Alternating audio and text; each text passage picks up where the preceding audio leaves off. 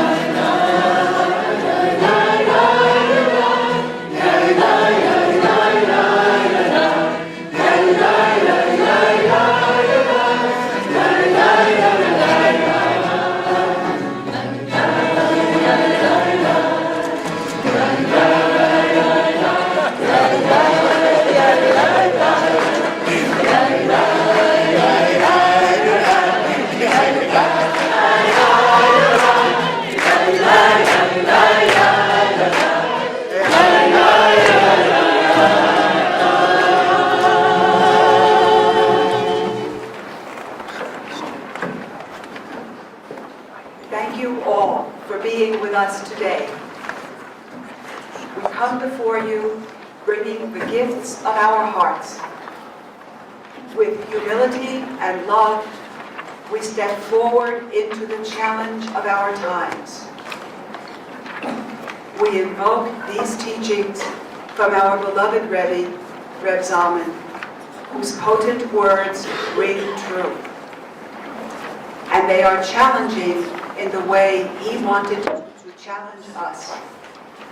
We ask your blessings as we step forward to take our place in his legacy. Driven by something close to the impulses which guide animals in their search for a place to nest, we move clumsily, but as doggedly as salmon, in the direction of a vision. It is a search towards a stable relationship between oneself and one's world. Renewal, change is a reality. Nothing in life is static. Paradigm shifts are not new to human history, yet they are usually received with great reluctance. But life is movement. While it may be that human nature never changes, our technology evolves, the tools change.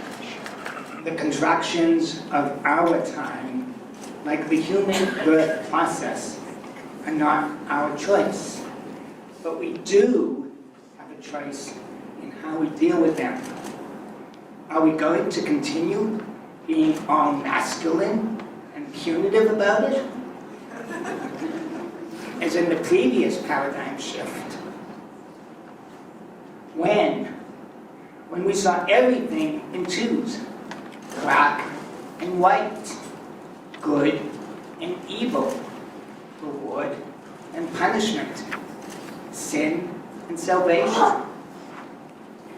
Or are we going to be more feminine, endurative about change, and learn to be in sync with it, to welcome it, to integrate it?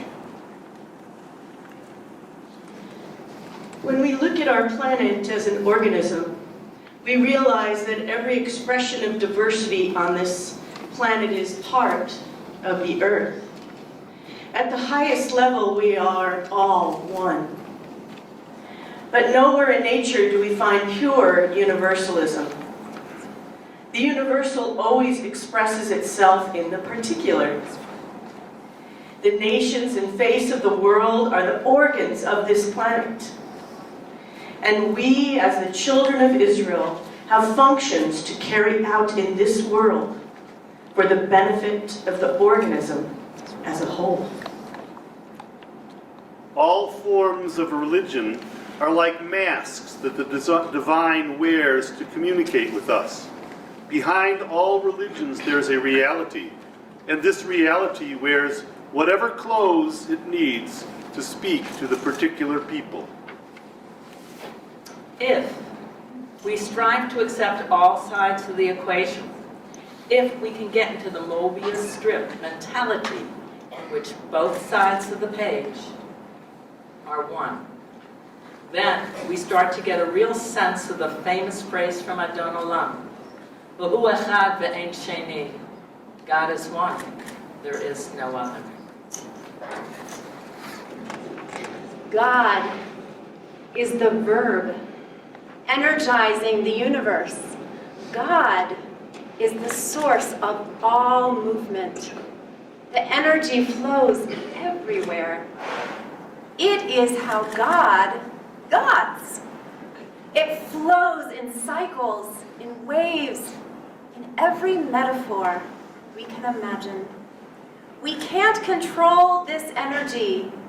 All we can do is recognize it and get in step with it, in sync, so that our very existence is in harmony with what is, rather than at cross purposes with it. This is the great orientation. It puts us in phase with the rest of creation.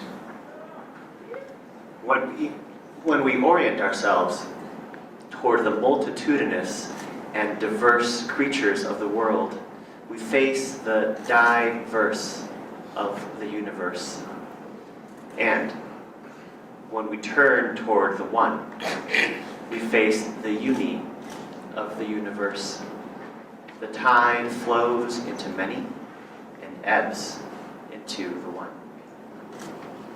The process of transformation, however, is not without its pain, confusion, and risks. No wonder that the ancient rabbis dubbed the Pre Messianic Era as Chavlei HaMashiach, the labor pains of the Messiah.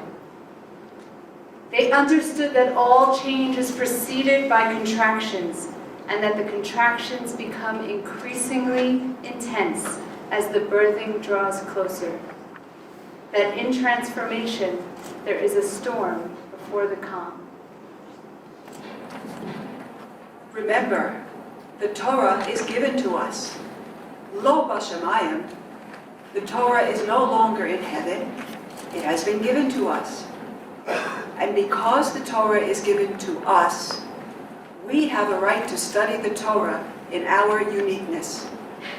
How we interpret something will make a difference in reality. It is almost as if to say that this interpretation that I am going to give determines how the world will come out.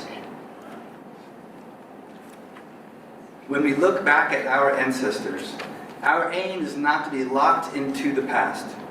We want to use the past as a reference point, a source of tradition, and a living history so that we will be able to see ourselves as links in a long chain of continuity.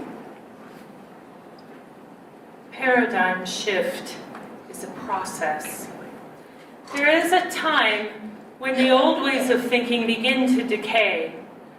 The once established cosmologies and institutional responses to them begin to weaken and to fall apart.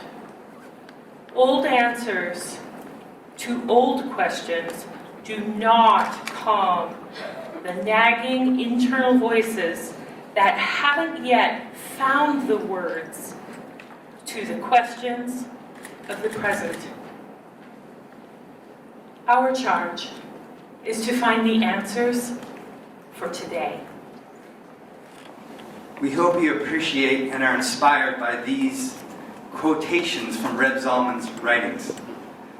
Because the contractions of our time are frightening and are felt globally. The rising up of change and the backlash of fear are huge and terrifying today.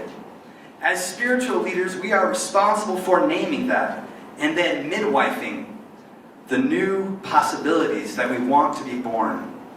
We are healers and comforters, yes, and we are also trailblazers and messengers from the possible future. We comfort the afflicted, and also we are here to afflict the comfortable. We are agents of change. Reb Zalman used all the metaphoric language of the rabbinic tradition to renew and reframe the core messages, loving us all the while and challenging us to go for it. We thank our teachers. We thank our families and our dear friends. And we thank the sacred source. And we ask you all this afternoon for your blessing for this opportunity that we have been given to go for it. Psalm 93 comes from ancient Israel, a vision of divine presence as the very foundations of the universe, all of time and space. The floods and crashing waves lift their voices, carrying above them this vision of a unifying force, more majestic than the voices of the many waters, the waves of the sea. This melody comes from Chazan Jack Kessler, who is also graciously assisting me on guitar. As soon as it's in tune, just like the rest of us.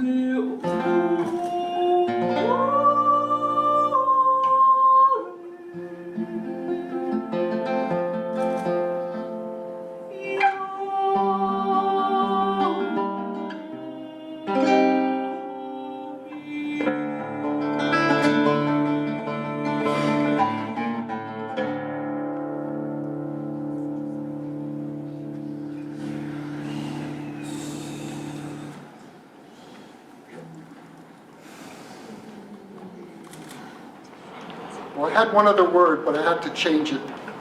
Wow. This is a very special moment in my life's journey.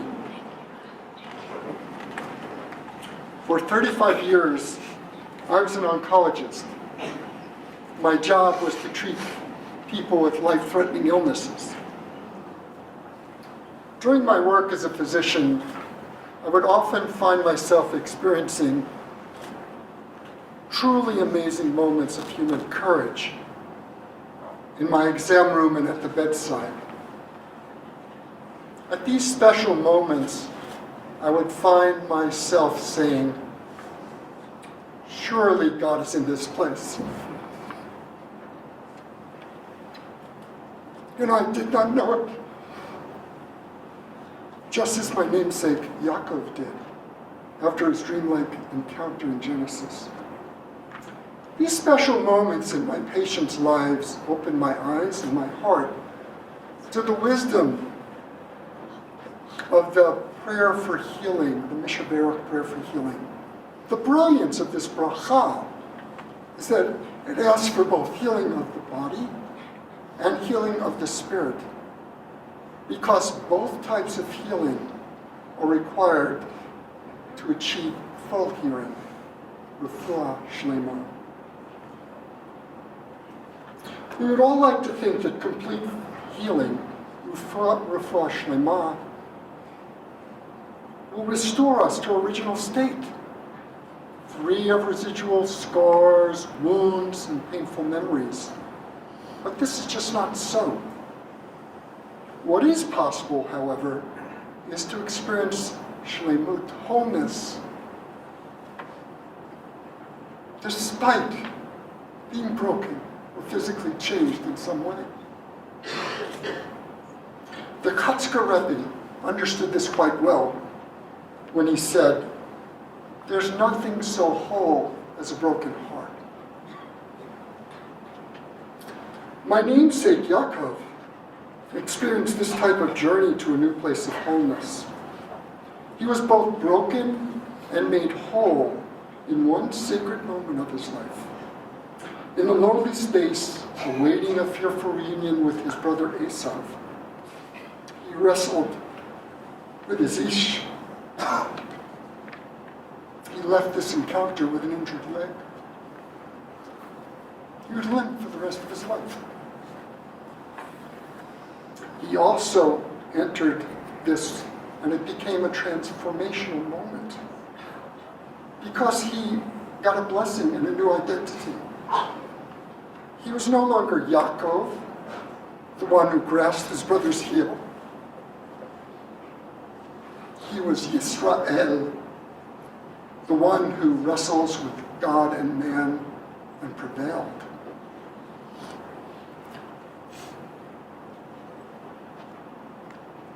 So the question is, how do we help people get to this place of wholeness? Well, this has been the great gift of my Aleph rabbinic studies. I've cultivated many new skills, beliefs, and tools to use and to rely on when I want to help others who feel as though they are broken. One of the beliefs I've embraced in my rabbinic studies is a belief in the power of prayer and blessing to bring comfort and healing. This is another lesson we can learn from my namesake Yaakov. As he wrestled with the Ish, he tenaciously held on and demanded a blessing before he would let go. He knew the power of blessing. Blessings are transformative. Prayer heals. There are many teachings about prayer that have informed my studies, but I love these words by Rabbi Heschel. Prayer cannot bring water to parched fields, or mend a broken bridge, or rebuild a ruined city, but prayer can water an arid soul, mend a broken heart, and rebuild a weakened will. These are troubled times in our land and our world. When I walk the streets, I see a lot of pain. but we can be agents of change and messengers of hope. As I enter my rabbinate, my sincerest hope is that my prayers, blessings, and compassionate presence will help comfort broken hearts, bring refuah shlema to ourselves, and mend some of the many broken places in our world.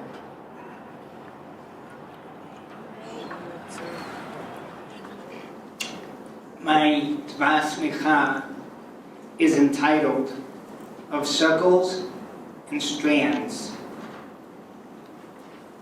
Chaim Potok begins his novel In the Beginning with these words: all beginnings are hard, inspired, perhaps, by Rabbi Ishmael's gloss on Exodus 19, verse 5, when God says to the Israelites, now if you really listen to my voice and keep my covenant, unquote, I contend rather all beginnings are holy. In our tradition, beginnings are often accompanied by speaking. Creating happens through the energy of words. God speaks, let there be light, and there was light. And our liturgy proclaims, God spoke, and the world came into being. Holy beginnings, holy words. Rabbis, too, create worlds with words. Worlds of hope. Worlds of understanding. Worlds of comfort. Worlds of imagination. God created people in God's image. Some of you know how much I love this, creating with words. I write poetry.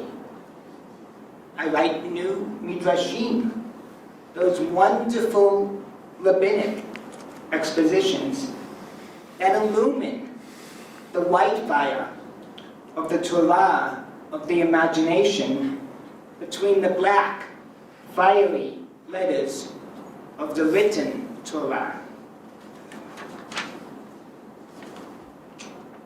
Holy beginnings, holy words, holy imagination. Einstein said, imagination is more important than knowledge. In Hebrew, da'at can mean both knowledge and imagination. With our da'at, we can create new possibilities, new worlds, new beginnings. We can contribute to tikkun olam, healing the world with our words. Whenever the call of healing the world overwhelms me, I remember that I have a circle of influence in which I can effectuate tikkun. Holy beginnings, holy words, holy imagination, and holy circles.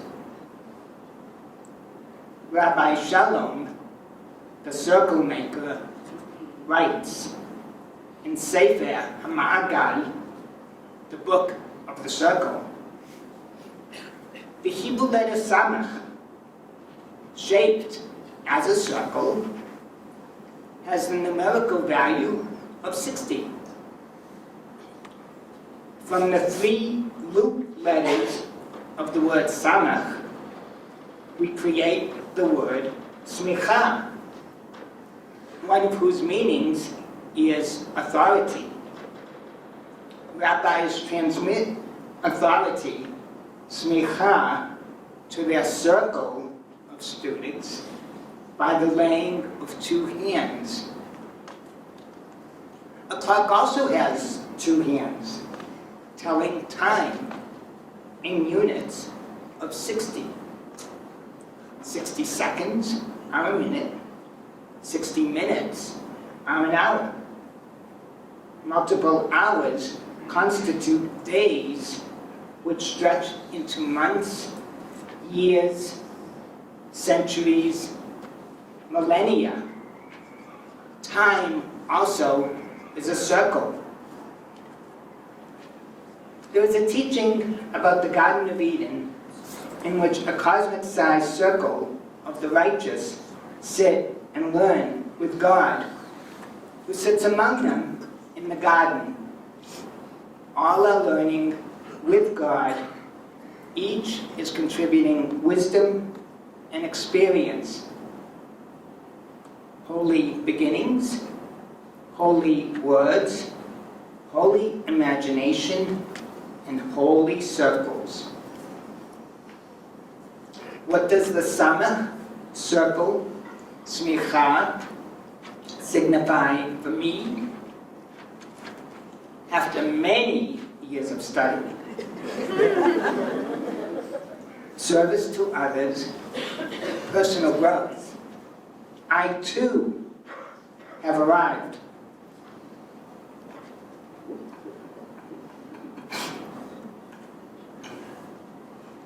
At the time of honor and a responsibility, prepare to join a holy circle.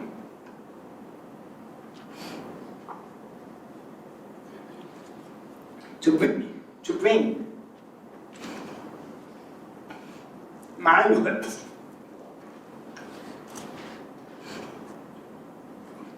my insights, my wisdom, my experience, humbly and with gratefulness and honor. I pray that I may be worthy of this charge, and as my beloved Rabbi Zalman, may his memory be a blessing, termed it my deployment. I conclude with a further teaching of Rabbi Shalom, the circle maker. Moshe, the giver of Torah, lived to 120.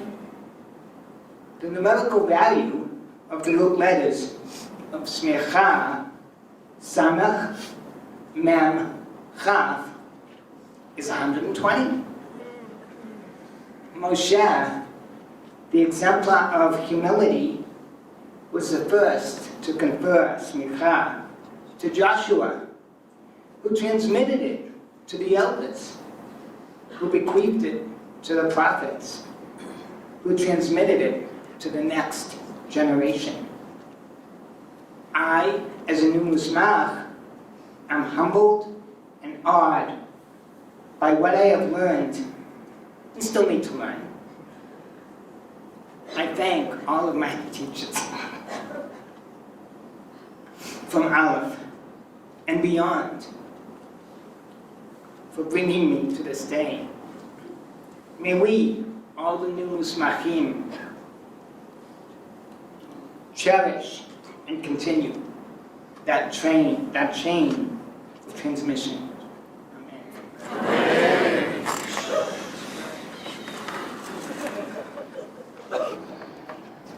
I found my voice at a dying woman's bedside during my first unit of clinical pastoral education. I'd been paged to the neurology ICU for a family struggling to say goodbye to their mother, who was in the final stages of brain cancer. When I asked her daughter to tell me about her mother, I learned that she loved music and had been the choir director and organist in their church for many years. Instinctively, I asked if I might sing something to help soothe her mother's spirit in this time of need. The first song that came to my mind was Balm in Gilead, a gospel hymn I remembered singing in my high school choir. I spent the next 2 hours singing and praying with her family, using Jewish and other faiths' musical traditions to help them let go and transition their mother's spirit through a window of love and memory. 2 years earlier, I'd sat with my own mother as she lay dying in a similar hospital ICU, and I found myself absolutely mute. There was no chaplain to soothe me or my Ima, and even though I'd been a congregational cantor for 20 years and had been writing healing music for most of that time, I didn't know much about using music or other end-of-life rituals to ease the way for patients and for their families. As I sat with my mother at her bedside, my heart held another sorrow. My older brother Danny had died suddenly just 11 months earlier. When my sister Sharon died, only 6 months after my mom, my life was irrevocably changed. Those events set me on a path that led me to find my voice and use it for healing, bringing solace and meaning to others at the most needed times. I've since practiced doing that through more than 1,600 hours of clinical pastoral education and hundreds of hours of classroom study.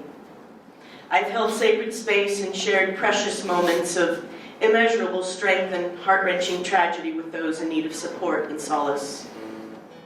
In doing so, I've been able to process my own healing, ease my own suffering, and strengthen my own resilience and my own sense of hope. None of this would have happened had I not, in the midst of my own grief journey, connected with Aleph and the Renewal movement and the community that I was drawn into by the mentorship of the many remarkable teachers and caring friends who took me under their wings and shepherded me into this Rabbi Zalman-inspired world. This world has opened my eyes to the beauty and the depth of our tradition through new windows, offering me a vista of Jewish lore and life beyond my wildest imaginings. When I reflect on this journey, I feel incredibly blessed and enriched by all that I have learned. Yet I know that my learning and my growth has only just begun. Discovering the deep pool of sacred tradition that has kept our people vibrant and enriched us for thousands of years has reignited my own sense of belonging. It has also led me to my life's work, joining hearts as a bridge to peace and connecting with those in need. One song, one person, one story, one sacred moment at a time. So here is a song I wrote to reflect those feelings, those aspirations, a blessing for all of us who serve, all who heal, all of us who are a bridge to peace. And thank you to Rabbi Rebecca Kushner for accompanying me on the flute.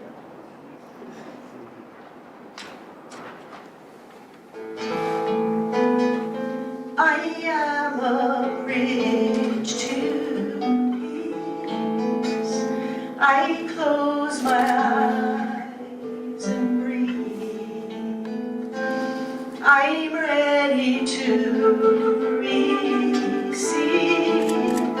your healing love. My heart is open wide to truths I can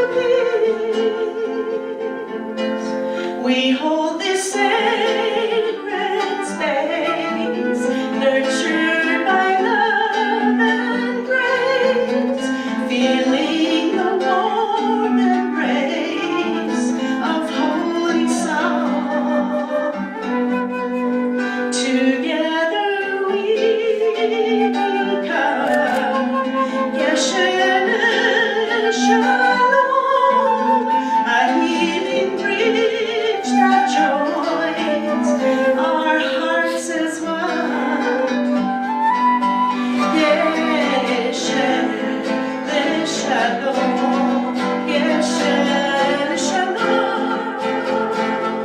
Bridge to peace, bridge to peace, bridge to peace. We are a bridge to peace. We close our eyes and breathe. We send our healing love into the world. Together we become Geshem, a healing bridge that joins our hearts as one. Geshem Shalom, Geshem Shalom. Bridge to peace, bridge to peace, bridge to peace, bridge to peace, bridge to peace, bridge to peace, bridge to peace.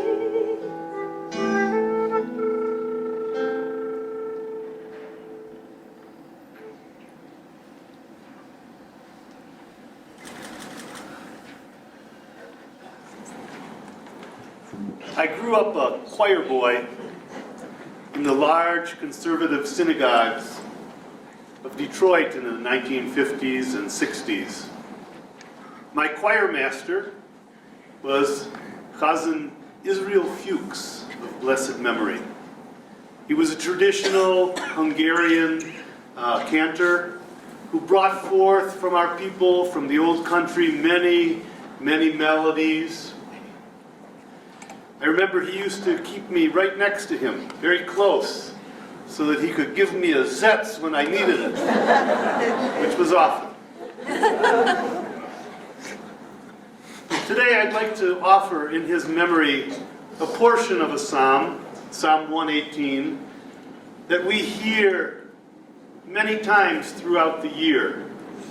At every new moon and on all the festivals, it's part of the Hallel service, the service of praise.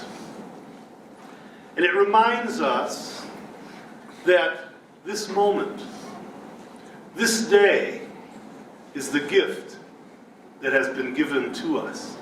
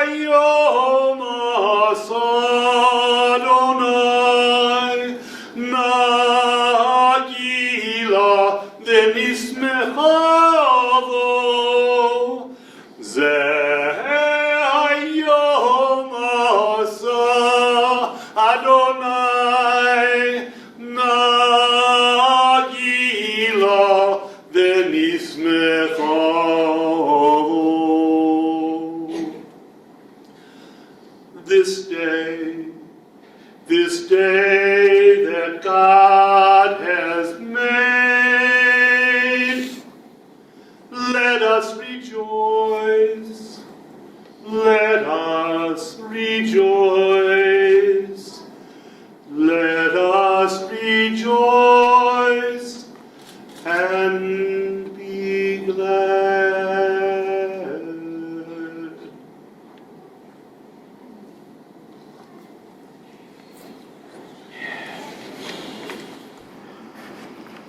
We've already extended a warm and loving welcome to you, our teachers, families, friends, fellow classmates who are present with us. And to those of you who are with us on cyberspace, we are feeling your love. How many times have you, my teachers and Chevre, heard me say and lament, I'm so Asiya-based. I'm such a concrete thinker. My feet are planted so firmly here on the ground, on this earth. I ask myself, will I ever be lifted? Will I ever gain that understanding that I will need to be a guide for others? For those who know me well, you've also heard me say, I love to pray. And my world of prayer was transformed by Reb Zalman. His teachings have truly lifted me. When Reb Zalman would teach us about the topography of prayer, he often employed what he called a reality map to describe 4 facets of consciousness through which the soul travels in the prayers. This journey exposes the soul to an inner landscape of 4 dimensions: physical, emotional, intellectual, spiritual. Each level, he said, points to the next level beyond itself, and each new level is more complex than the last. They rise from the lowest, or most revealed, to the most formless and abstract. We call these the 4 worlds, and we give each a name. Asiya, the physical world of action. Yetzirah, the world of formation, of dreams, imagination, and unconscious. Bria, the world of mind. Atzilut, the world of transcendence or emanation. I've always been a concrete thinker, so very rooted in Asiya, the world of action. Yet, through the loving and gentle guidance of my teachers, my studies of Kabbalah and Chassidut have opened many further worlds for me. Today, I invoke the world of Yetzirah, the world of the subconscious, and the imaginal realm. In the realm of Yetzirah, I open my heart and invoke the presence of loved ones who've departed from this life. In his book, Jewish Views of the Afterlife, rabbinic pastor Simcha Raphael writes, in Judaism, death is a window, not a wall. This window of Yetzirah, the window of the imaginal realm, has been opened for me. Through it, I feel the presence of generations of my family. As Holocaust survivors, speaking of my family was very painful for my parents. I grew up knowing very, very little about them. But what I did know was that some were scholars, devoted to their rebbes and their Jewish faith. Now my own parents have passed, and since I have felt their gentle presence and support on my path.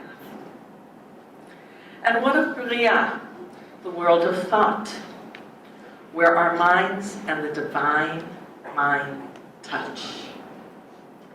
Here in the world of Bria, I wish to honor my teachers.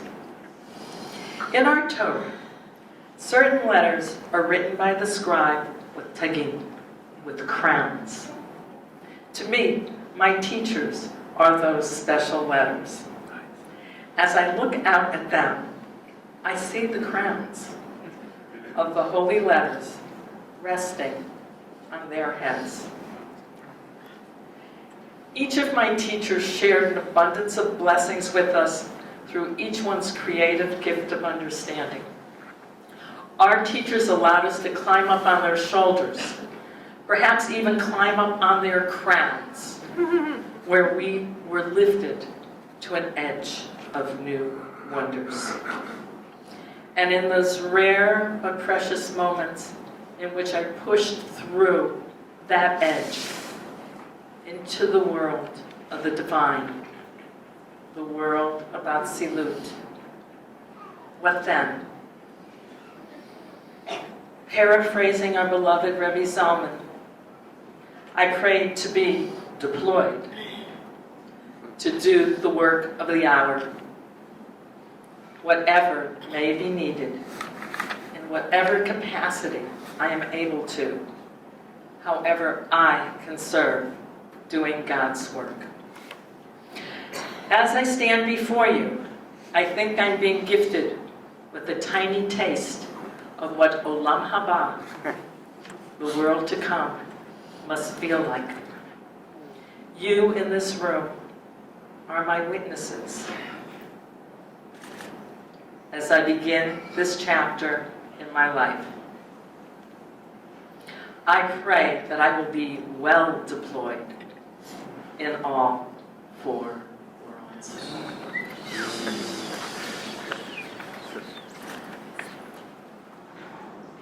Kicked out of Eden, our biblical story begins with brothers feeling the shame of God's disapproval. One kills the other.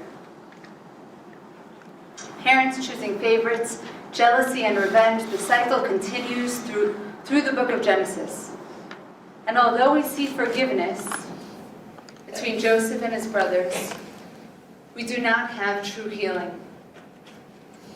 Joseph continues the repetition compulsion, using his newfound power to enslave the Egyptians, redirecting his pain onto a new victim.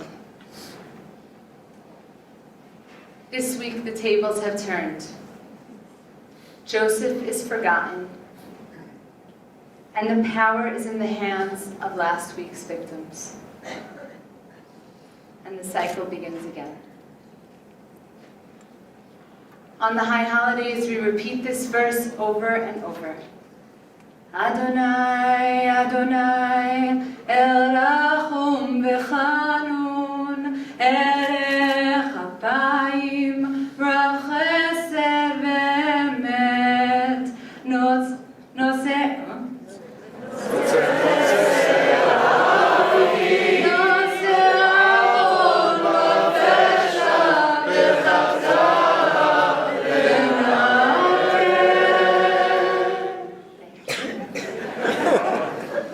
God of compassion and tenderness, patience, great kindness and truth, unfolding love for the multitude, lifts guilt and mistakes, and clears us.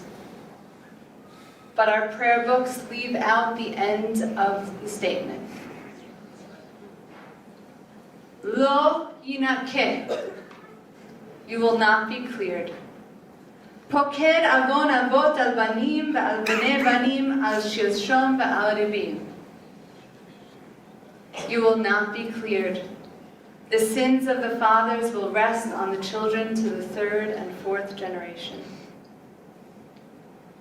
Yes, God's compassion is infinite, but the pain and suffering we create in the world has repercussions.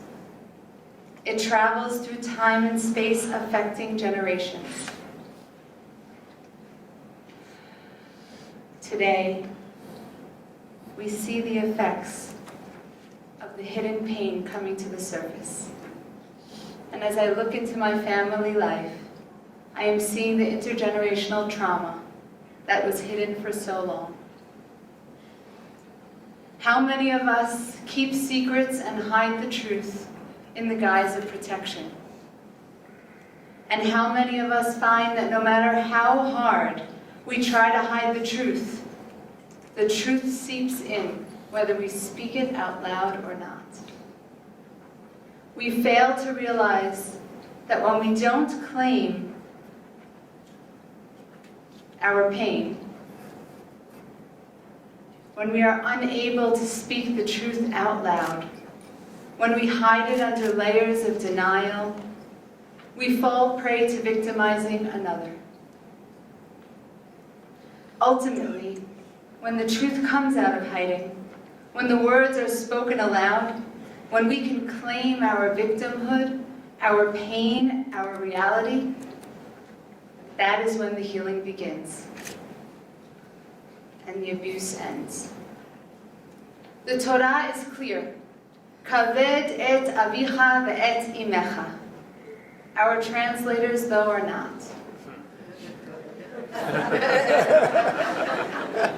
For me, this statement is not respect your mother and father, but rather understand the weightiness of your past on your present.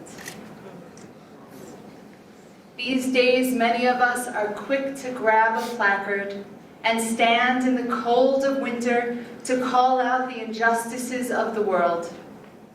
But how many of us are willing to stay inside and travel into our dark center and see our own pain? This is difficult work. It is no wonder we shy away from it. I turn to my children on a sunny day in July, surrounded by my family, and share the joke that I grew up with. 2 elephants in the bathtub. One says, pass the soap. The other says, no soap radio. Hilarious, right? And I laugh. My parents laugh, my siblings laugh. But you can see the confused look in the eyes of my children. They hesitatingly admit, we don't get it. And we repeat the punchline back to them. No soap radio, hilarious. Don't you get it? What do you mean you don't get it? This is a prank. It's actually not funny. But participants in the prank pretend otherwise. The effect is either to trick someone into laughing or to act as if they get it, or to ridicule them for not understanding. I forgot what it felt like all those years ago when I heard the joke for the first time. I forgot my shame and my embarrassment.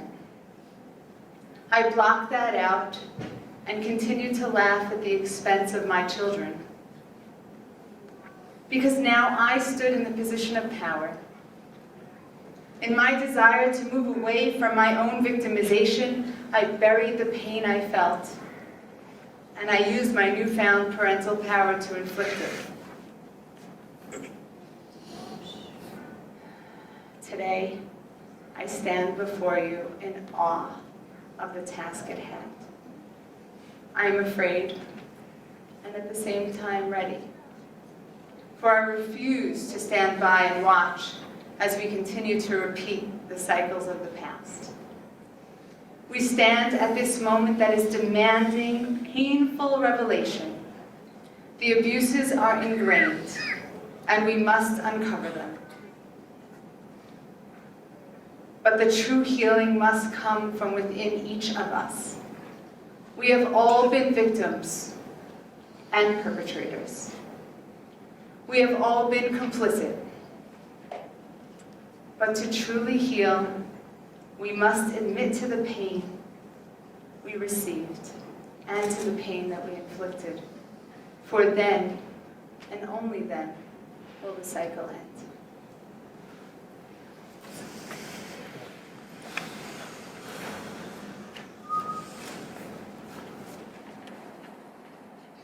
The other night, my beloved 5-year-old and I were talking about the Exodus from Egypt. Why did the Israelites leave Mitzrayim? She blurted out. Why didn't they just defeat Paro and stay there? The prospect of leaving her country became, because of one bad guy, was inconceivable to her.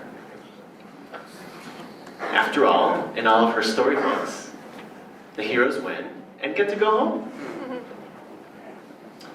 The Jewish story is a little bit different. We equate escape with victory. And to us, the refugee is the triumphant hero. It wasn't easy to answer her. But my inner answer, of course, is that Paro was not one bad guy. He represented a whole mindset, a culture of oppression. Like all systems of oppression, to maintain his grip, Paro relied as much on the internalization of that mindset as on any external slavery.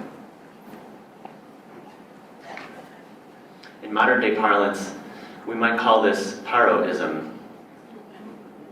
Our contemporary Paroism is a mix of racism, sexism, heterosexism, transphobia, anti-Semitism, and much more.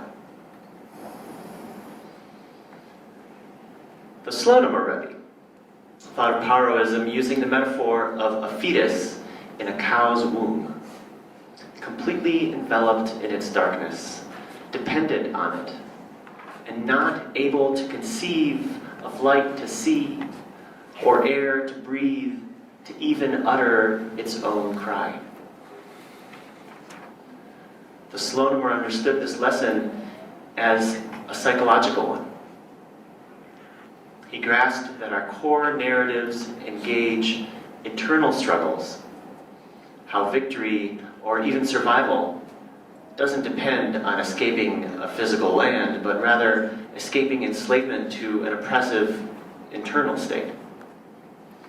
Yet, perhaps, our current moment calls for something beyond that.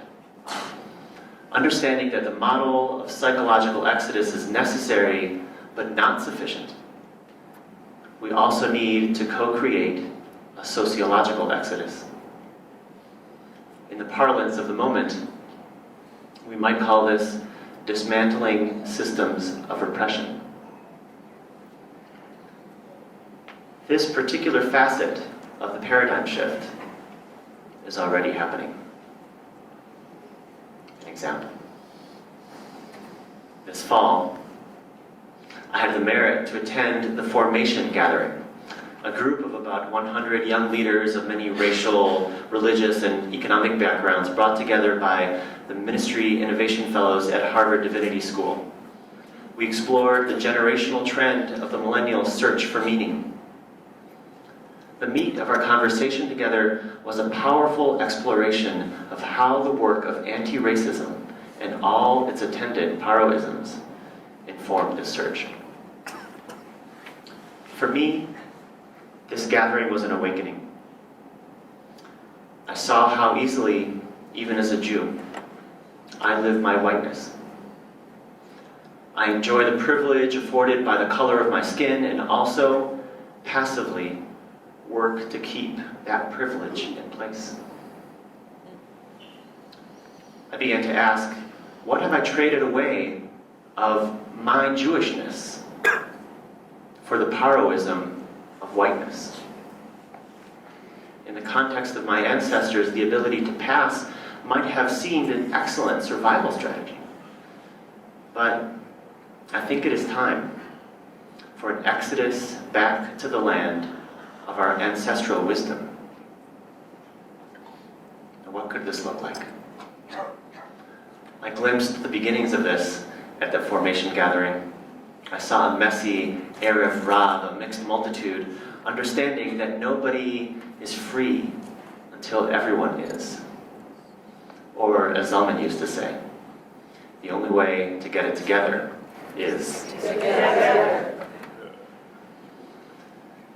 The little piece that I'm starting to cultivate in my community in Cambridge and Somerville, Massachusetts,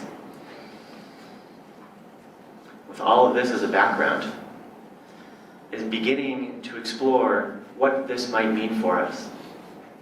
We're asking, how can we regain our lost Jewishness? We're asking, how do we decouple our lives from the powerism of this place?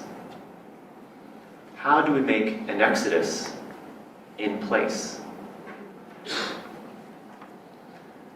We're asking, how can we collaborate with others whose freedoms, let's be clear, are much more hampered than ours? Can we risk exploring what we're willing to give up of whiteness, of paroism, in order to work for their freedom and for ours?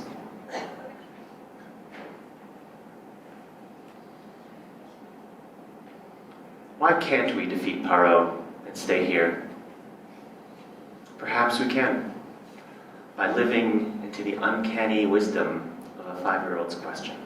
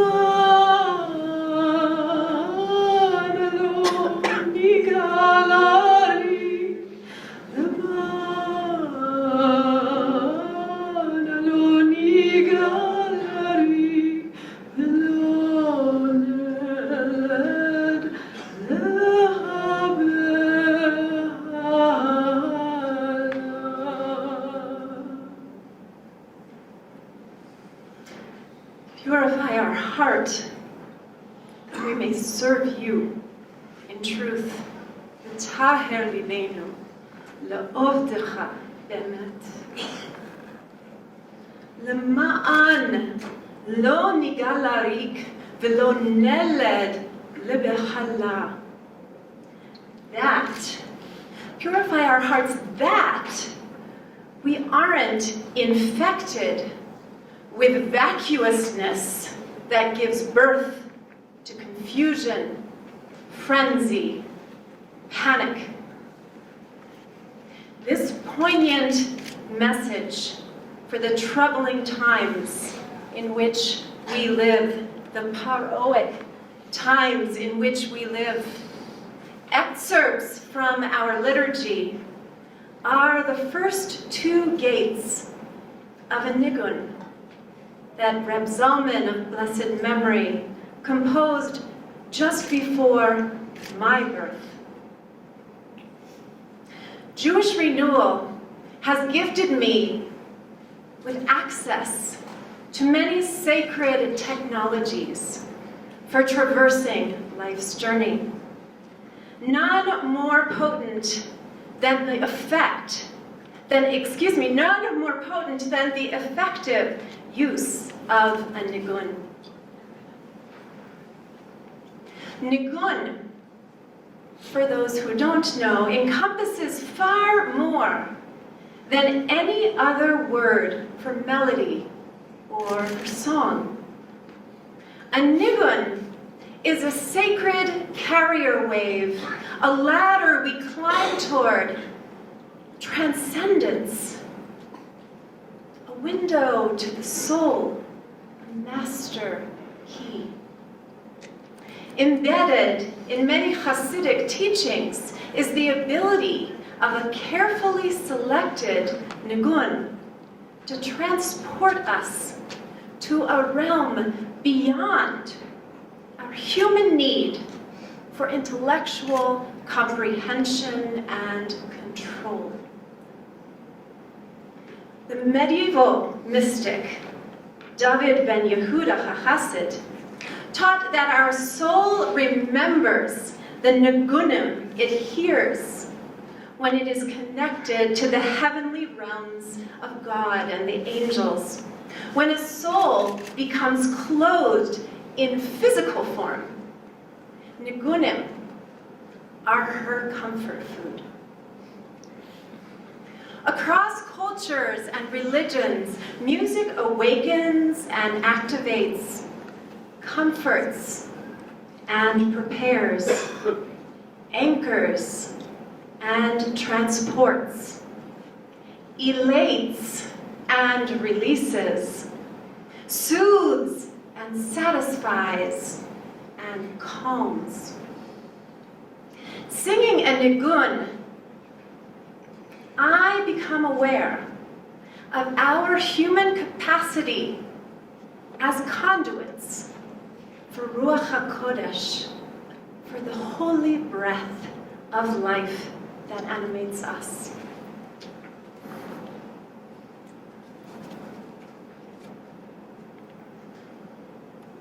I was taught a deep breath before uttering a sound deepens our connection and primes our bodies to receive the resonance of the song.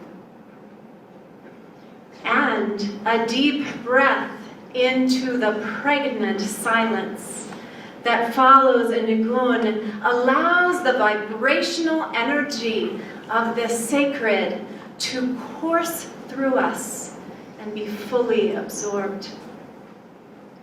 Before I utter a note, I must ground myself to the earth's sacred essence, Admat HaKodesh, the same holy ground that Moshe removed his shoes to feel beside the burning bush. This grounded strength arises in me like sap in a deeply rooted tree, flowing through the core of my being and up and out of my branches. Now, my physical vitality and inner knowing begin to harmonize with my neshama. My spirit resonates in my kishkas, my belly rising and falling with the rhythmic swirl of the life source that is the breath of every living creature. As I prepare to release sound through my throat, across my tongue, through my lips, the prayer I utter is imbued with sacred kavanah, a purity of intent. The quality of my voice is not essential. However, the precision of the nigun is each nigun has precise meter and notes that we can easily miss if we fail to listen with rapt attention. It is in the nuance of the nigun that the purity of heart will be found. The taher libenu, the purity of heart will be found. The third gate of Reb Zalman's nigun comes from Psalms. Mizeh ha'ish yireh Hashem yorenu b'derech yivchar. Whomever appreciates the sacred source, not with fear, but with awe, shall be shown her chosen path. Mizeh ha'ish yireh Hashem. Mizeh ha'ish yireh Hashem.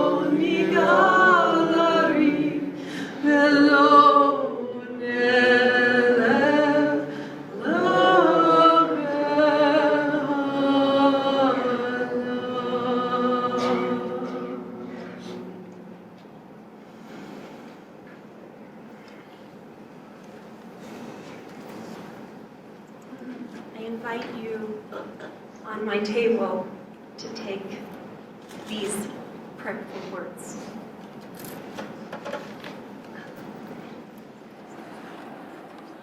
Good afternoon. Good afternoon. My name is Ellen, and I have 66 years of life experience.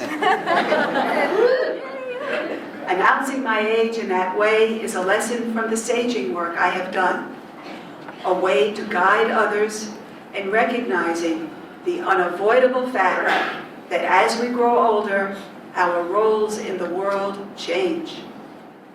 When we wake up to the reality that fewer years lie before us than behind us, we can choose how to go on.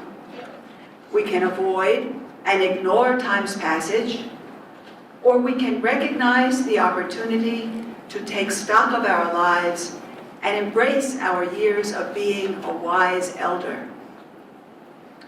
Jewish tradition teaches us to respect the old and value their wisdom. You shall rise before the aged and show deference to the old. You shall fear your God. I am the Eternal. Leviticus 19:32. Torah advises us, ask your parent who will inform you, your elders who will tell you. Deuteronomy 32:7. The responsibility for teaching the young belongs to grandparents as well as parents. Ruth's son is described as being Naomi's nurturer, even as Naomi was his nurse.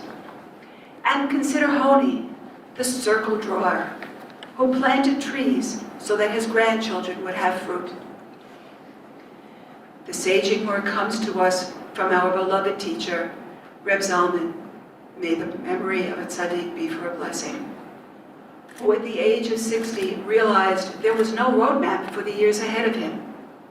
He saw that the years of growing older are all too often full of fear, anger, resentment, and judgment. He developed practices for himself and wrote the book From Aging to Saging, the basis for the saging work. My fellow baby boomers, when we were younger, we were told, don't trust anyone over 30. We thought we could change the world. Now, most of us are over 60. And while a lot of change that began with us has strengthened and improved society, we didn't fix everything, and the world still needs so much repair. My teacher, Rabbi Rami Shapiro, observes in his book, Recovery, that even if we are not addicted to a substance, the addiction of the modern world is that we are convinced we can control what happens in our lives.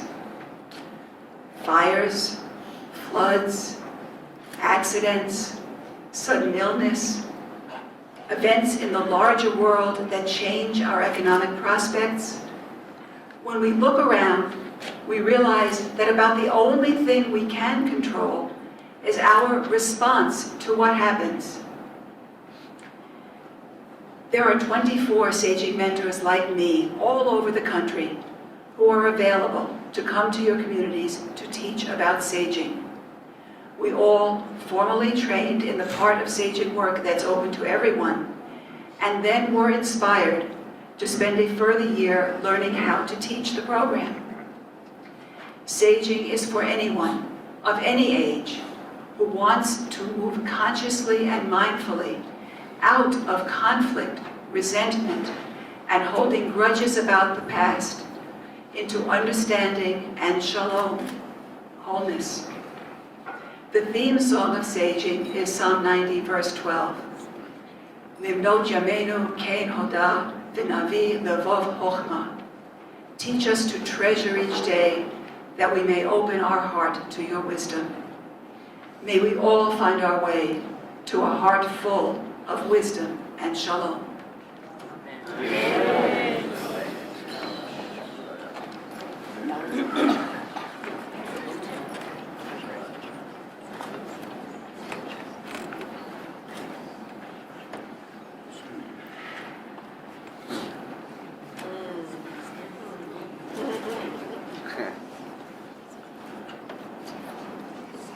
Sabri.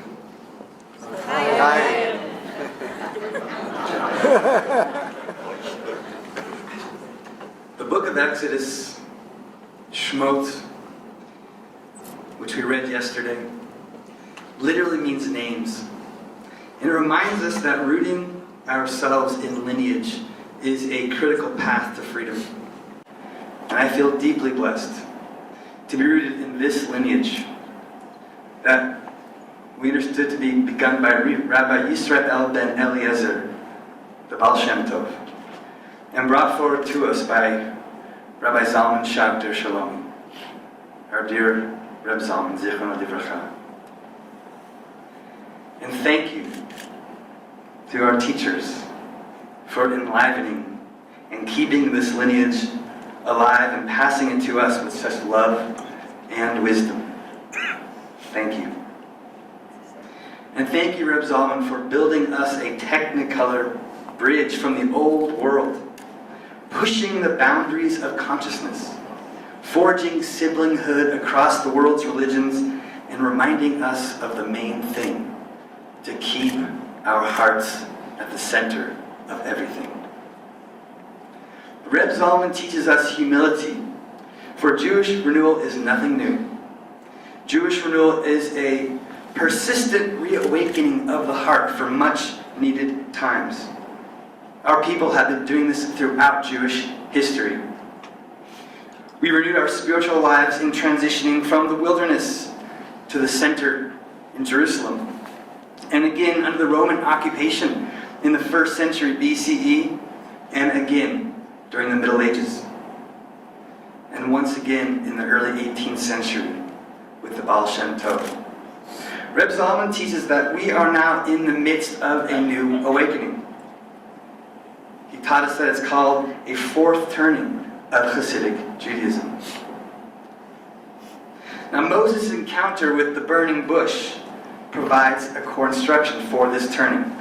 Vayira malach Adonai alav bilibet eish mitoch hasnei an angel of God appeared to him in a flame of fire within the bush.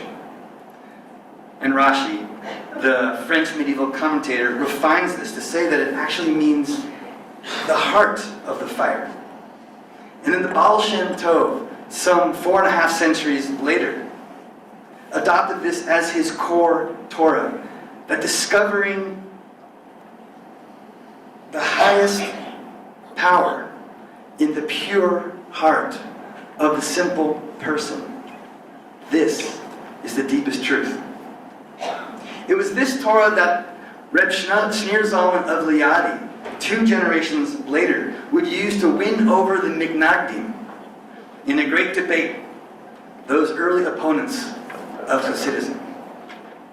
Lavat Eish, this heart of fire, gives Moshe the strength to prevail in the face of the Paro that we've been talking about a lot tonight. His hardened heart, a heart of darkness, you might say. And doesn't it feel like we face a heart of darkness today? On all fronts, political, social, economic, ecological. Well, the Baal Shem Tov teaches that dark and light, good and bad, all seeming opposites, they exist together within one field called God, in a relative equilibrium with each other. Our task is not to eliminate darkness, but to embrace it, while keeping the light just a bit ahead in the balance sheet. And given the darkness we face today, we must summon a tremendous light, just as our ancestors have done repeatedly in the past. We learn that the Baal Shem Tov often used fire to cultivate this light and to offer healing. In my work to awaken Judaism's earth-based traditions through wilderness Torah, fire has become a powerful teacher once again. Teacher, healer, and convener, a central ally for us again today. And with this fire, I've learned a few things. Sitting with fire invites us to sit in a circle. And as Reb Zalman teaches us, in the new paradigm, there will not be one Rebbe, but councils of leaders who will sit together and share their gifts as needed. Sitting with fire invites us to encounter the raw and transformational power of nature. And as Reb Zalman teaches us, there is nothing more important today than developing a deep relationship and protecting our Mother Earth. Finally, sitting with fire invites us to be vulnerable, discover and share our deepest truths, find our deepest prayer, and transmute pain and grief so that we can become clear vessels of light. The Ner Tamid, the eternal flame, is one of Judaism's most unifying symbols. And I'm committed. I stand before you today, committed to work with the Aleph community, Klal Yisrael, indigenous peoples, and our relatives from traditions the world over, to awaken our literal Ner Tamid, our fires of healing and peace. May our combined flame support all of humanity to celebrate and preserve our respect for each other, embrace our oneness with God, and our loving, healing, indigenous relationship to our Mother, the Earth.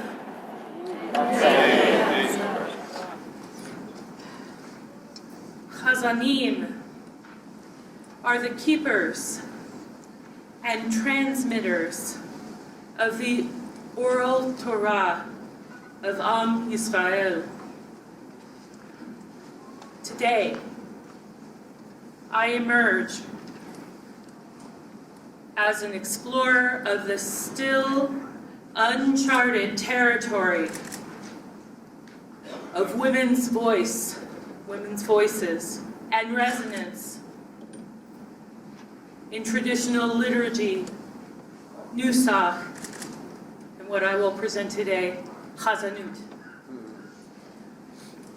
With gratitude to my teachers, those in this room and around the world, my family, my friends and colleagues, all of whom have walked this path to this moment with me, I will sing from chapter 3 of Pirkei Avot, the text of which is in your program, in my bio. I will sing Akavya ben Mahalalel by Israel Alter.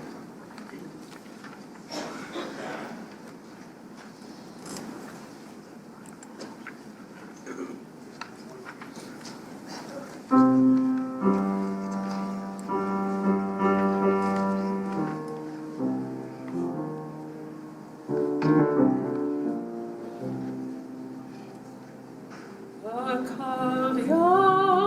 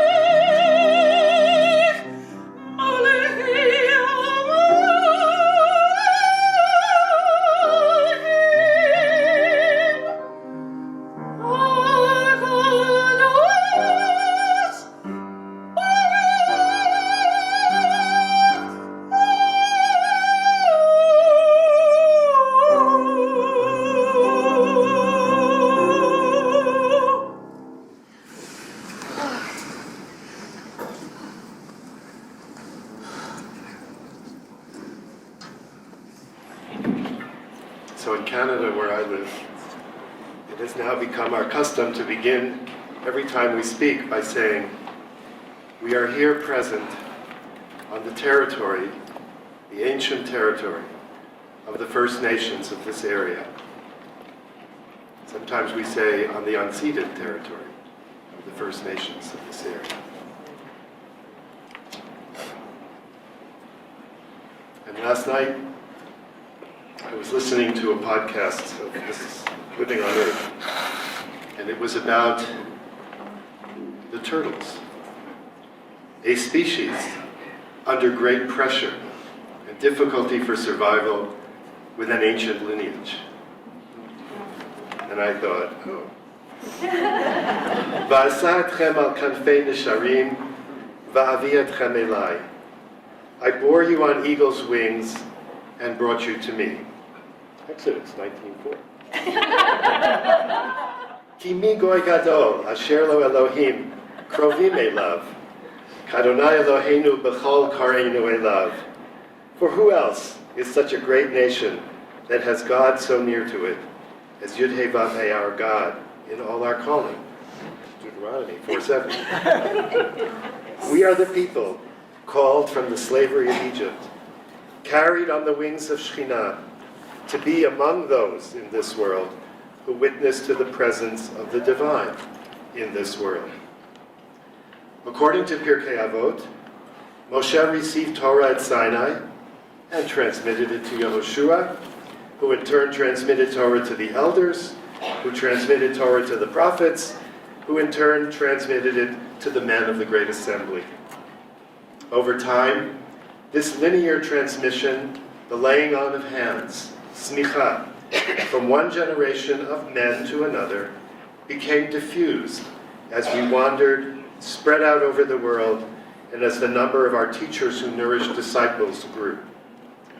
For many, being a rabbi eventually became a degree, a measure of the intellectual mastery of a body of material, which in turn conferred power and authority. For us, being a Kli Kodesh, a holy vessel, acknowledges belonging to a lineage and expresses a willingness to serve others as a model and guide of spiritual practice and development in this moment of great shifting of paradigms. Today, we welcome our latest initiates, rabbis, cantors, and rabbinic pastors into the new lineage of Jewish spiritual renewal, drawing deeply on the wisdom of those who have preceded us, and particularly on the devotional mystics of Eastern European Hasidism. This lineage was given first expression and form by our beloved Rabbi Zalman Schachter-Shalomi. Now, in our time, we lay the hands of smikhah, of trust and confidence, on all genders, with loving respect for multiple possibilities of sexual orientation and gender expression. This is in keeping with our commitment to voluntary negotiation with the dynamic, ever-fluctuating balance between individual practice and communal cohesion. According to the lineage of Pirkei Imahot, Miriam received Torah at Sinai and passed it to Machla, Noah, Chagla, Milcah, and Tirzah, the daughters of Tzelavchad, who passed it to Devorah, who gave it to Hannah, who passed it to Michal bat Shaul, eventually received by Bruria and transmitted to Hannah Rachel of Lumeria, Regina Jonas of Berlin, and now surfacing again to walk side by side and share the light equally with the parallel lineage of men with which we began. We are, and like always,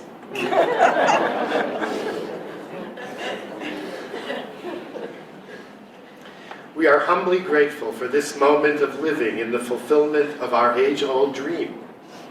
May the light of the moon be like the light of the sun, and like the light of the 7 days of creation.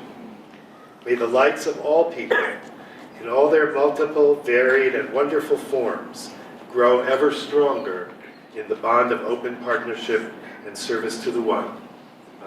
Amen. We lower the music stand so that you can see them.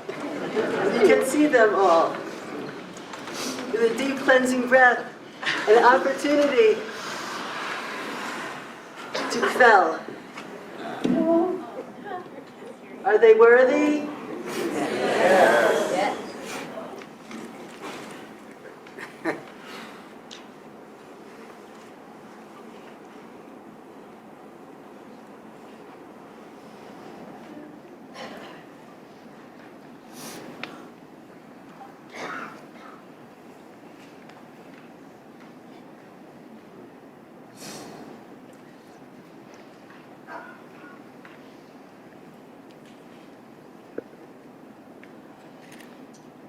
It is with very full hearts that we now welcome our new musmachim, 8 new rabbis, 3 new chazanim, 1 new rabbinic pastor, into our circle of colleagues and into the lineage of our beloved Rebbe Reb Zalman, Zichrono Livracha, and Aleph's ordinees. I invoke Reb Zalman's presence and his blessing on all of us.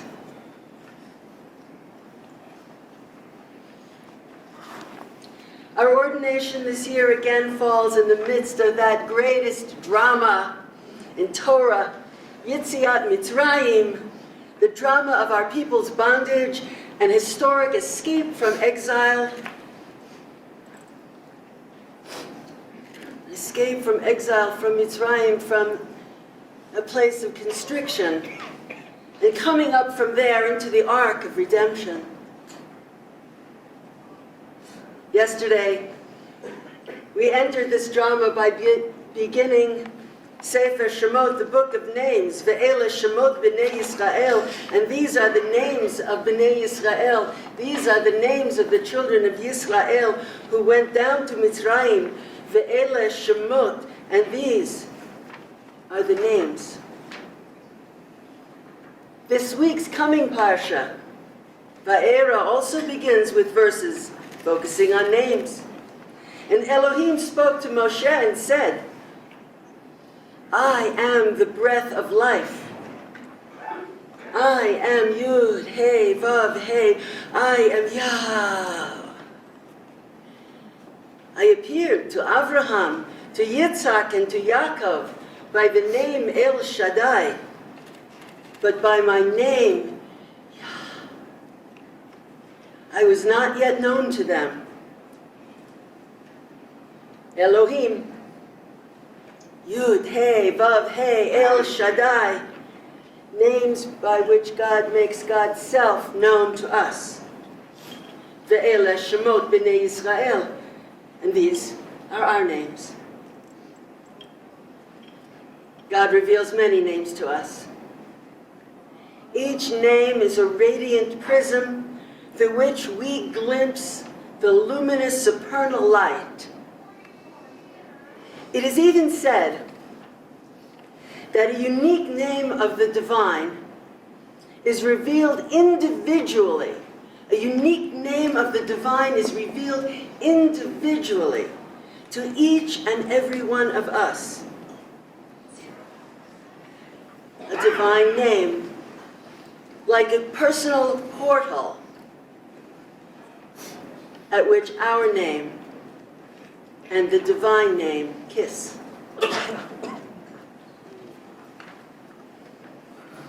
In Hebrew, neshama is our word for soul. Can you hear?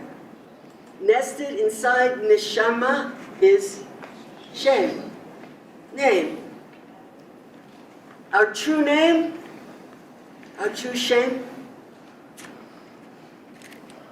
is our soul DNA, a helix of inner light that suffuses the inside, the panemius of our souls.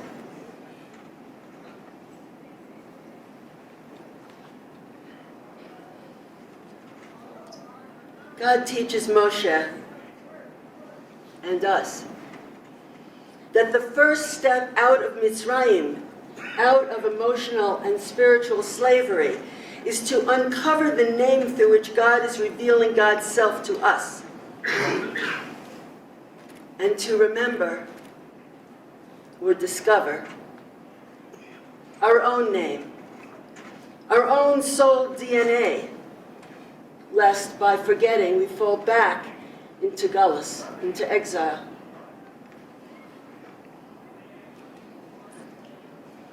When we remember our name,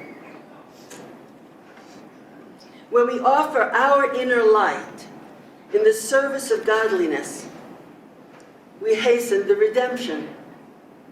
The world becomes a better place. And if we are awed by the challenge, we also remember God's promise to Moshe when he stood at the burning bush, facing a daunting mission.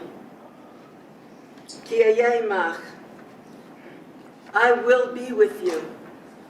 I will be with you. I will be with you. Look, I reveal to you my name. Now you remember yours. Today, perhaps this can frame the challenge to our musmachim. Walk courageously. Heal the brokenness in the world. Hasten the redemption. Use the inner light that is inside of you in the service of godliness.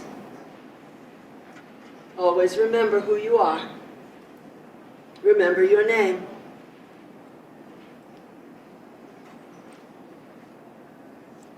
Today, to receive your smicha, not surprisingly, we will call you by name. As I call you up, you'll come stand close to the microphone so that you can, with pride and reverence, call out your name. The beautiful friends, are they worthy? Yes. Are you ready? Yes.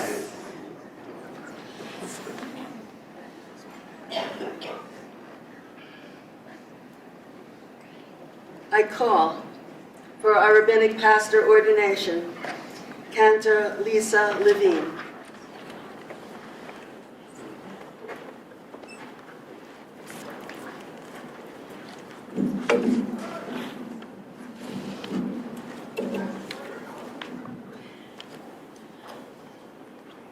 Chana Leah Bat Moshe Vesima. Come stand. We invite our Aleph ordination program VAD to come and stand behind you. Joined by those special mentors and teachers whom you have invited to come up at this time.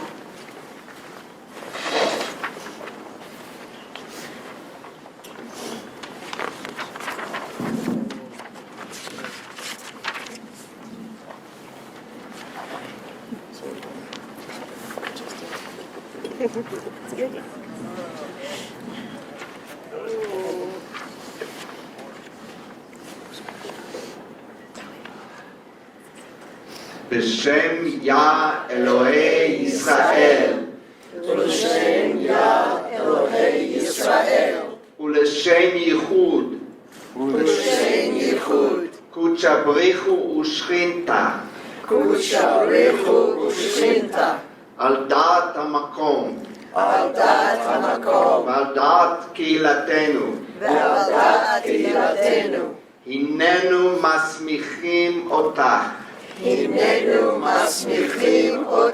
לכהן, כמלווה רוחנית בישראל, ללמוד וללמד תורה, לעם השם,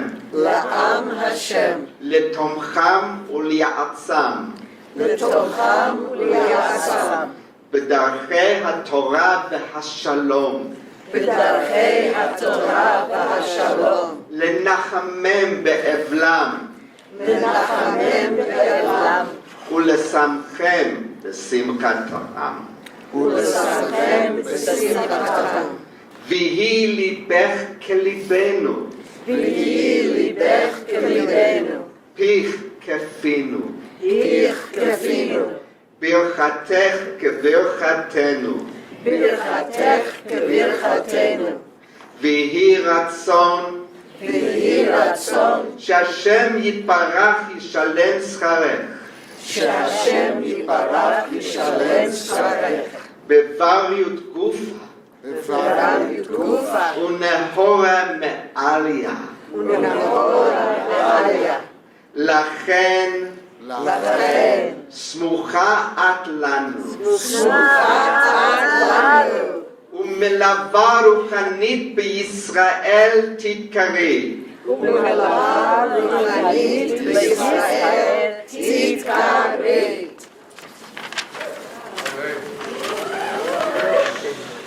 In the name of Yah, In the name of Yah, the God of Israel, the God of Israel, and for the sake of the unification of the Holy One, and for the sake of the unification of the Holy One, blessed be He and the Shekinah, blessed be He and the Shekinah, with the consent of God, with the consent of God, and the consent of our community. and the consent of our community. Herewith we ordain you Herewith we ordain you to serve as spiritual companion, to serve as spiritual companions, to study and teach Torah to God's people, to study and teach Torah to God's people, to support and counsel them, to support and counsel them in the ways of Torah and peace, in the ways of Torah and peace, to console them in their bereavements, to console them in their bereavements,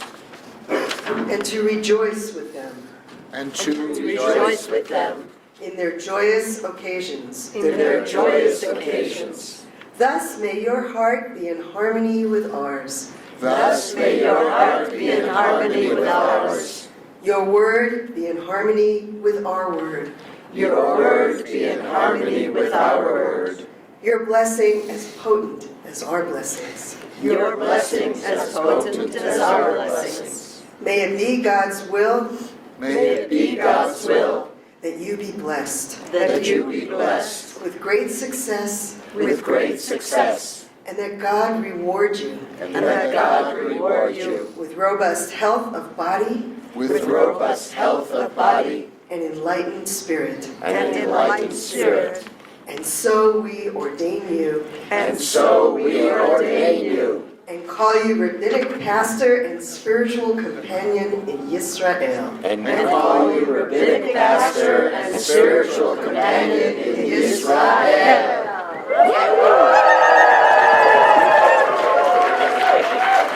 I present to you rabbinic pastor, Cantor Lisa Levy.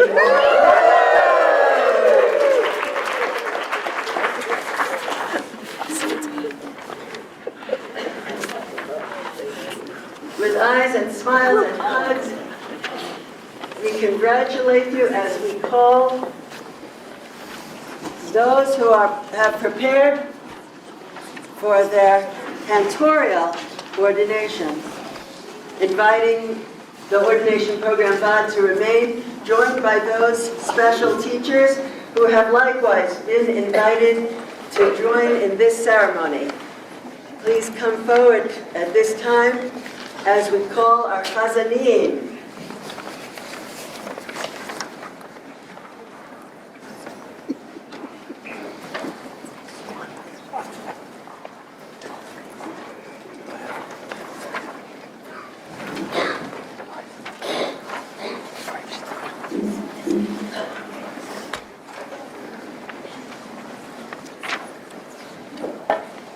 We call Sarah Beck Berman.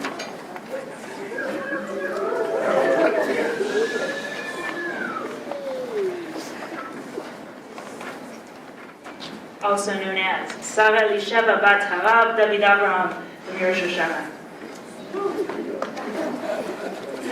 We call Jessica Leash.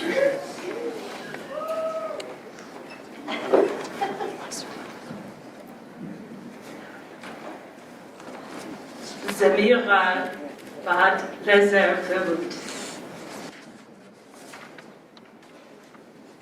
And we call Randall Miller.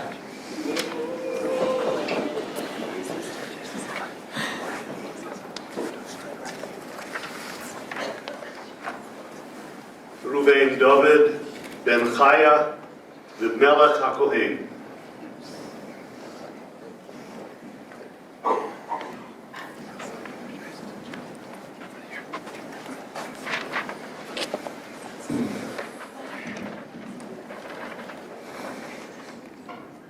B'Shem Yah Elohei Yisroel. B'Shem Yah Elohei Yisrael. U'Lashem Yichud Kudsha Brichu U'Shechinta. U'Lashem Yichud Kudsha Brichu U'Shechinta. Al Dat HaMakom. Al Dat HaMakom. ועל דעת קהילתנו, ועל דעת קהילתנו, הננו, מסמיכים אתכם,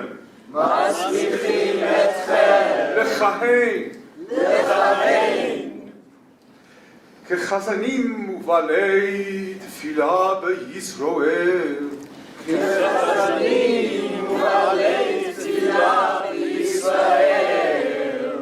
להורות תורים לרבים ברבים.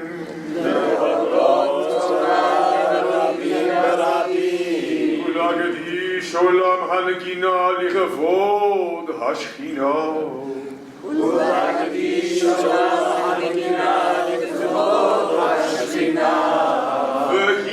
והננו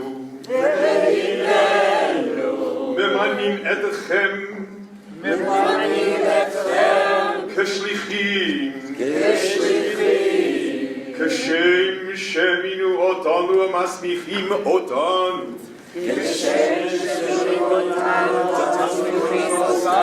כן, ממנים אנחנו אתכם, ויהי אליכם כידינו,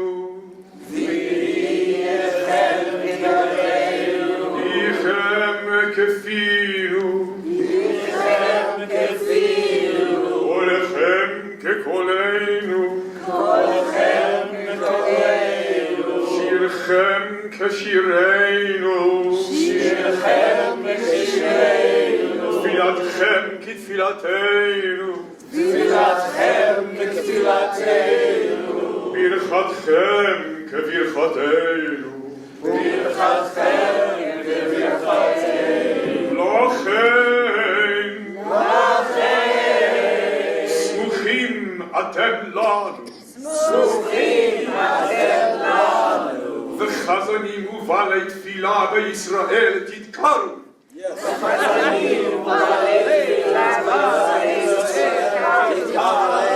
ולהברך מתברך.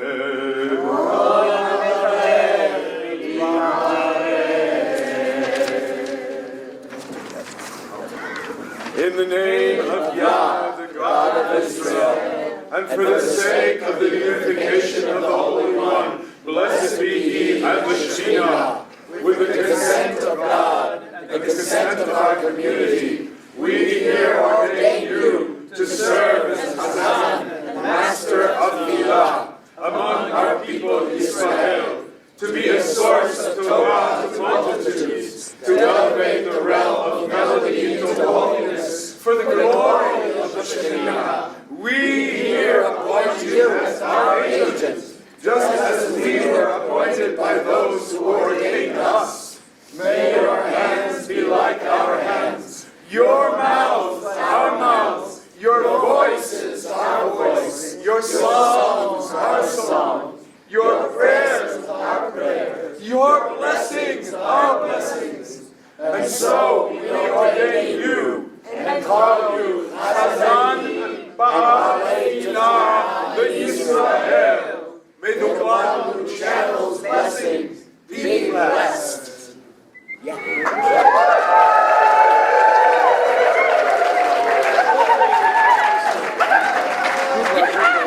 Present to you Chazan Sarah Beck-Berman, Chazan Jessica Leach, Chazan Randall Miller, Kosacoff.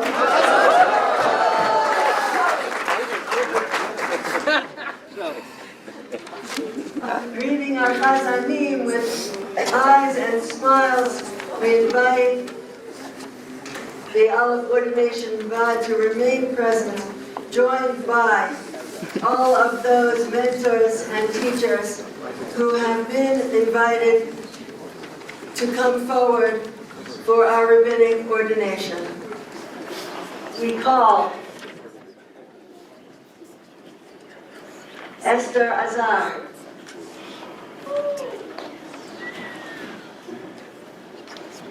we call Elias David Curiel,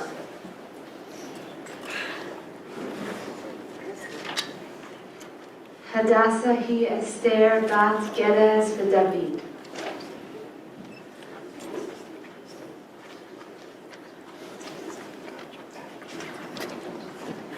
David Eliezer Littman ben Abraham Dvorah. we call Sally Golden.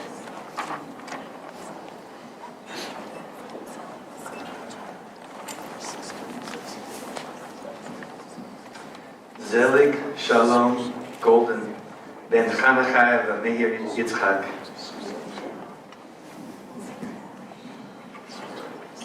We call Jason Mann, Yaakov ben Eliezer v'Malka Halevi. we call Ken Rosenstein, Shalom Chanoch ben Aharon Zichron Levracha v'Bela Zichron Levracha.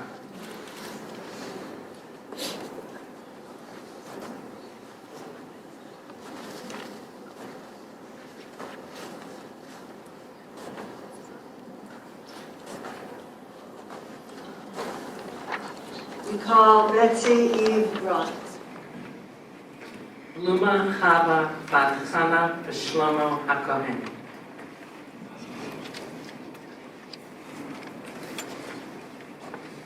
we call Jessica Schimberg,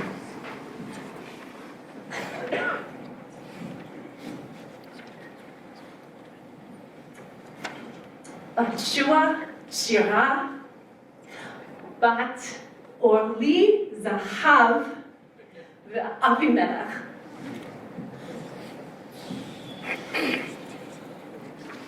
we call Ellen Schubwasser,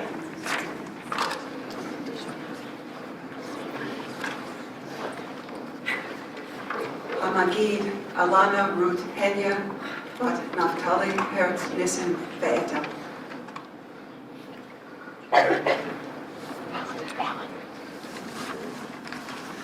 בשם יה אלוהי ישראל. בשם יה אלוהי ישראל. ולשם ייחוד קודשא בריחו ושכינתה. ולשם ייחוד קודשא בריחו ושכינתה. על דעת המקום. על דעת המקום. ועל דעת קהילתנו. ועל דעת קהילתנו. הננו מסמיכים אתכם. הננו מסמיכים אתכם לכהן כרבנים בישראל. לכהן כרבנים בישראל. להורות תורה לרבים ברבים. להורות תורה לרבים ברבים. ולברר דין אמת. ולברר דין אמת. לתיקון השכינה. לתיקון השכינה. כשם שמינו אותנו, כשם שמינו אותנו, המסמיכים אותנו. כן ממנים אנחנו אתכם.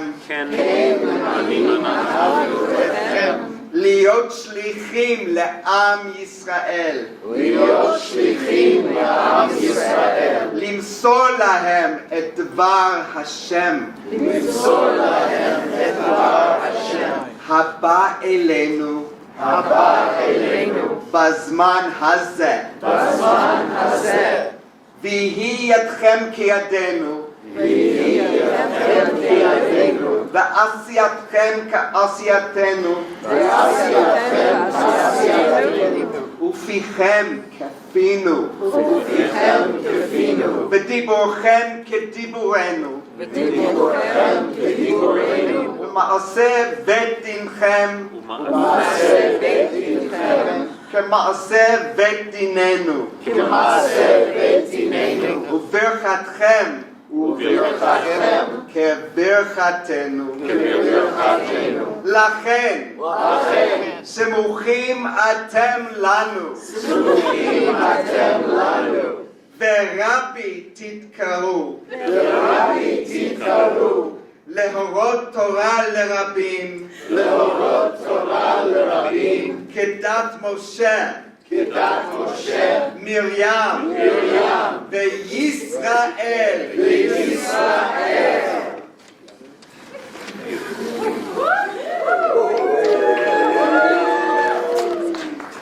In the name of Yah, the God of Israel, and for the sake of the unification of the Holy One, blessed be He and the Shekhinah, with the consent of God and the consent of our community, herewith we ordain you to officiate as rabbis in Israel, to publicly teach Torah, and to clarify and pronounce truth in ways that make unto fruit for the Shekhinah. We hereby appoint you as our delegates and emissaries, just as those who appointed us, delegated us, and sent us to be rabbis. And thus you are now ordained as rabbis and leaders. May your hands be like our hands, your decrees like our decrees, your rabbinic acts valid like ours, your adjudications like our adjudications, your blessings like our blessings. And so we ordain you and call you rabbi to teach Torah publicly, according to the path set out by Moshe, Miriam, and the people of Israel.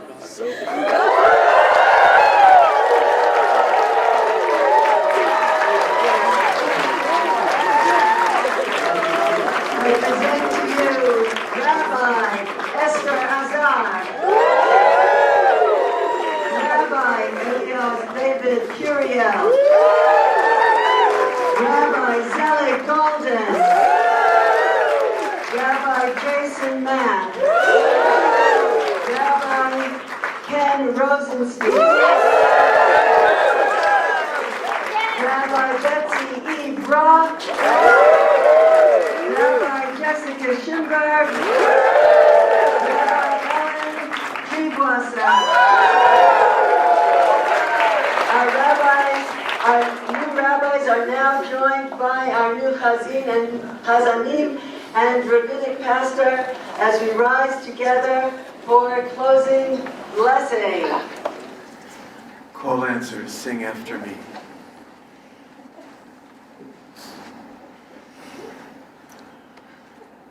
יבורך אדוני וישמרך.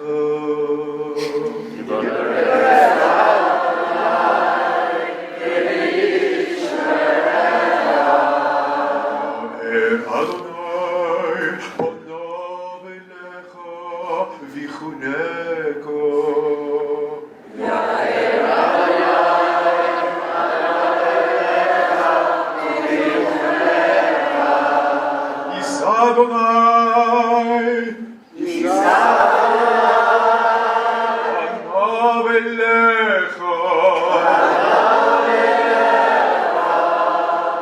Yasem Lecha.